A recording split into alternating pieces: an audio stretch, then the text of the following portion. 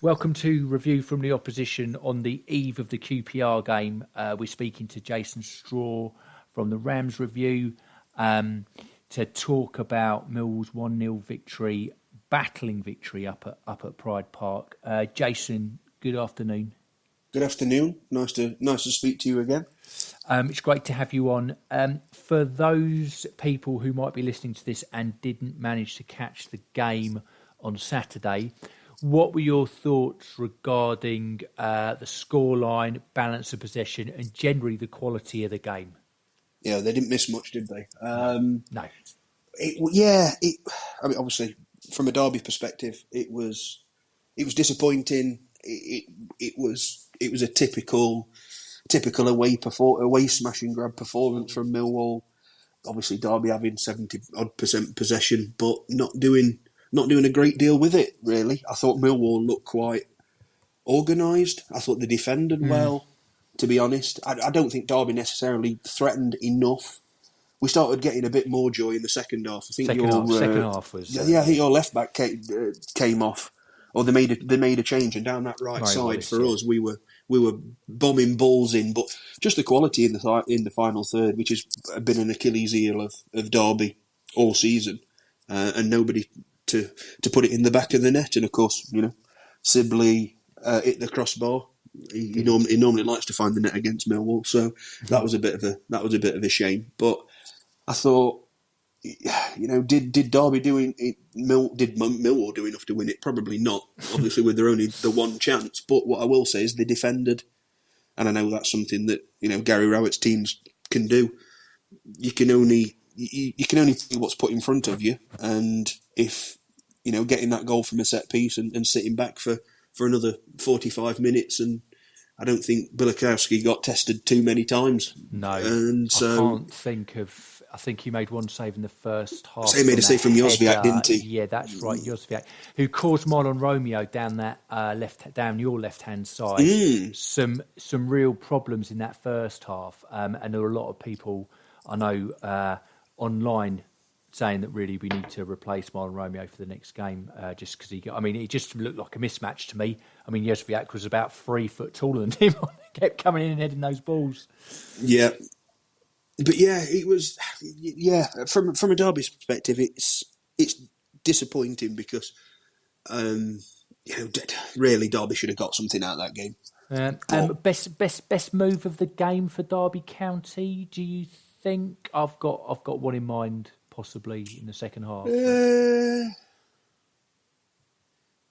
that last 10-15 minutes, it was a bit of a barricade down that right-hand side, and yes. Nathan Byrne can certainly put a ball in, and Patrick Roberts was trying, and he went on a couple of mazy runs, but unfortunately his shot at the end was just not enough. Yes, just wide of the left hand. Yeah, but obviously Jozwiak's chance in the first half. It was a half chance. It was a snapshot, but pretty much straight at Bilikowski anyway. But other than that, I'm actually struggling to pick one, because I just don't the quality in and around that final third. We seem scared to shoot. It's almost got to be the perfect ball every time. We're trying to get that perfect, get into the box and get that perfect cutback. And sometimes I was screaming at the TV on Saturday, just hit the bloody thing, because a keeper parries it out.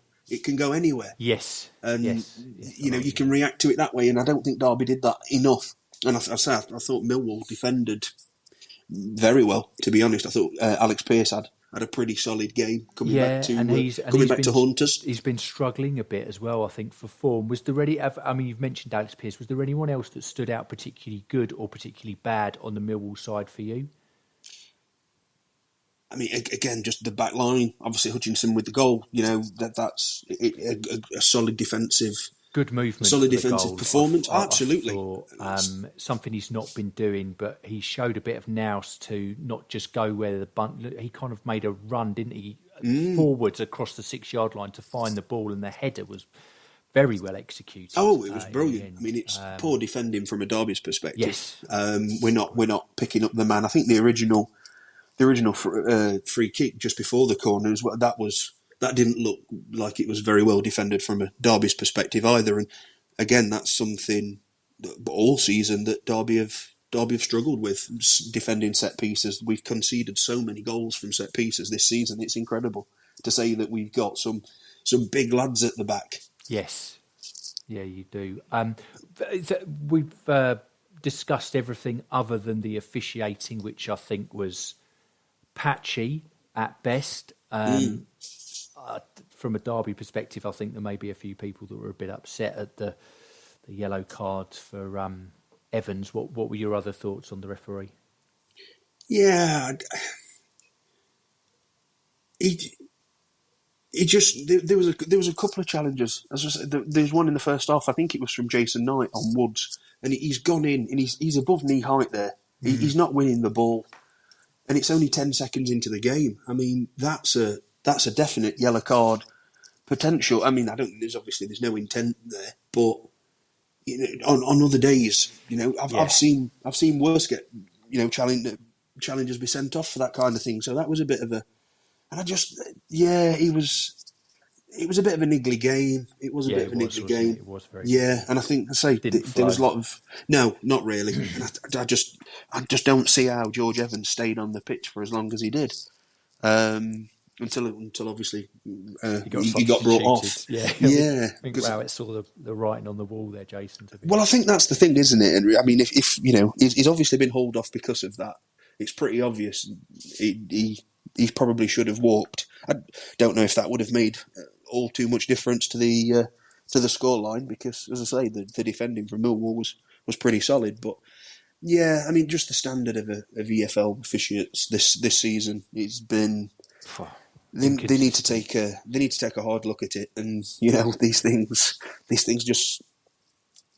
There's got to be something done about it. There really has. It's not great at all.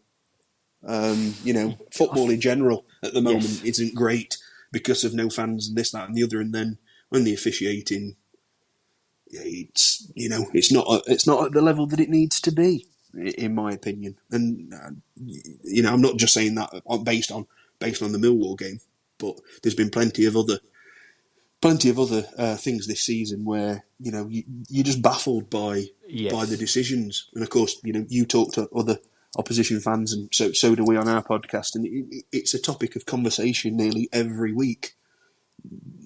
So something needs to be done about it. We have definitely seen some honestly shocking refereeing down at the Den this season, and I think there have been a few times where we've been denied penalties. I mean, Matt Smith, I think, I know he wasn't playing, he's broken a small bone in his foot, but Matt Smith must have, I mean, if you look at the amount of times people have climbed all over him, like he just never gets pinged for any kind of foul or penalty or anything. I think, you know, there are 3 handballs in the last 5 minutes against Blackburn Rovers up at their place, none of which were seen. So, yeah, no, I hear your frustration with the officiating. It's been shocking for a long time.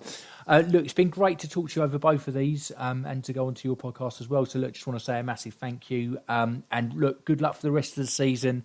You know, if you go on having 70% possession, 13 shots, I'm sure that actually on another day you'll probably get the just rewards. Ears open, Henry. But thanks for letting me on again. No problem. Great to talk. Speak soon. Cheers. Jason Straw there from the Rams Review podcast. So on to QPR. I think one of the most amazing statistics I could find about this was that we've only beaten them 4 times in my lifetime, and I was born in 1982. Since decimalisation, for those of you that don't know when decimalisation was, it was in 1971. We've only beaten them 5 times. So in near on 50 years, we have beaten QPR a grand total of 5 times, 2 of which I was at. One was the Holloway game a few years ago, and when Morrison scored, about 2013 before that. But we haven't won at Loftus Road for a long, long time, since 1989. And QPR, I think, generally, everyone would agree, are underperforming this season. All of the predictions made by our No One Likes Us Talking podcast team, Pat went for 1-0, Stan went for 2-1, Beth went for 1-0, all in favour of Millwall. I think are very, very brave predictions, but I really hope they are right. The last game, QPR lost at home to Huddersfield at the weekend by 1-0, and Huddersfield haven't been great, but it's just, what I've touched on already quite a few times this season, trying to predict the Championship, which is a difficult division to predict at the best of times, has been even more difficult to predict this time. And wouldn't it just be a Millwall thing for them to go and win at Loftus Road when we can't go and enjoy a nice day out in West London, huh? Yeah, it would be just like us to go and do that. But, I'll tell you what, I'll take the 3 points now all day long. It's just a shame we can't go storming around the Bloemfontein Arms and having a beer with people in West London.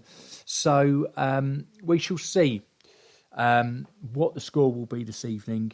And if Millwall can put in a slightly more solid performance and I think slightly less defensive performance, I think it was Stan that mentioned that, when we go and impose ourselves, Bethany also mentioned this, if we could go and impose ourselves and play our brand of football where we're not afraid to attack down the wings and try and get crosses in and just, trying to make something happen, then yeah, we can hopefully go and get some points at Loftus Road. But until then, looking forward to speaking to someone from Middlesbrough for our game on Saturday for View from the Opposition. Until then,